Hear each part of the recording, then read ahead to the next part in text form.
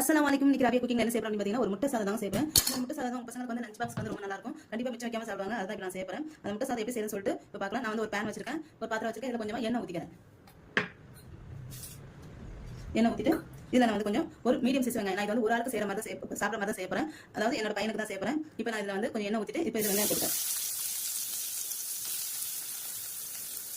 இப்போ வெங்காயம் நல்லா வதக்கிக்கலாம்.